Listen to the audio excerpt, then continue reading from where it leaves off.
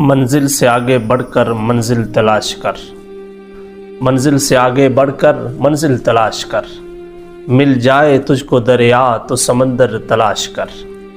ہر شیشہ ٹوٹ جاتا ہے پتھر کی لکیر سے، پتھر ہی ٹوٹ جائے وہ شیشہ تلاش کر۔ سامعین و ناظرین، جب اللہ کسی قوم پر احسان کرتا ہے تو اقبال جیسا مرد قلندر عظیم مفکر اور مصور عطا کرتا ہے۔ اقبال جیسی ہستیاں بہت کم پیدا ہوتی ہیں۔ علامہ محمد اقبال 9 نومبر 1877 کو سیالکوٹ میں پیدا ہوئے۔ اس روز اقبال نے نہیں بلکہ ایسی شخصیت نے جنم لیا جو آج بھی ایک عظیم کردار کی حیثیت سے زندہ ہے۔ ہزاروں سال نرگس اپنی بے نوری پہ روتی ہے، ہزاروں سال نرگس اپنی بے نوری پہ روتی ہے، بڑی مشکل سے ہوتا ہے چمن میں دیدہ ور پیدا۔ علامہ محمد اقبال نے جس دور میں آنکھ کھولی وہ مسلمانوں کی بدحالی کا دور تھا۔ مسلمان جو کبھی جاہ و حشمت کے اعلیٰ عہدوں پر فائز تھے، غیر ملکیوں کی بربریت کا شکار ہو کر ظلم و ستم کی گہرائیوں میں گر چکے تھے، ان کی آزادی سلب کر لی گئی تھی۔ مسلمان غلامی کی زنجیروں میں جکڑے ہوئے تھے، انسانیت اندھیرے میں گم تھی۔ گنوا دی ہم نے جو اسلاف سے میراث پائی تھی، گنوا دی ہم نے جو اسلاف سے میراث پائی تھی، سریا سے زمین پر آسمان نے ہم کو دے مارا۔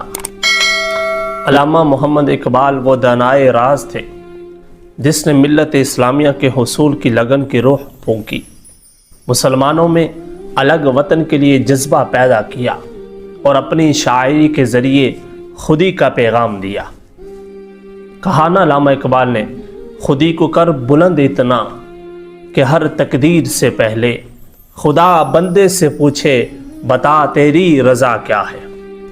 خودی کا پیغام انسانیت کا پیغام تھا کہ انسان اللہ تعالیٰ کی عبادت میں اس طرح مستغرق ہو جائے کہ اللہ تعالیٰ اس کے بارے میں کوئی فیصلہ کرنا چاہے تو اس کی رضا کو دیکھ کے کرے۔ اس مقام تک پہنچنا ہی خودی ہے۔ اللہ ہمیں اس خودی کی سمجھ نصیب فرمائے کہ ہم اپنے آپ کے اندر سے انا کو ختم کر کے اللہ کی رضا میں بن جائیں اور اسی کے ساتھ سارے کام کرنے والے ہو جائیں۔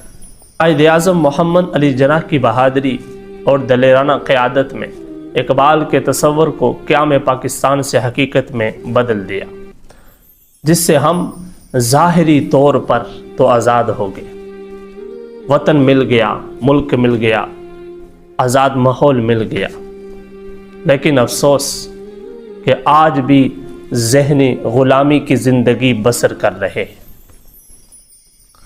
اور یہ ذہنی غلامی بہت بڑی غلامی ہوا کرتی ہے، جسمانی غلامی سے بھی بڑھ کر ہے۔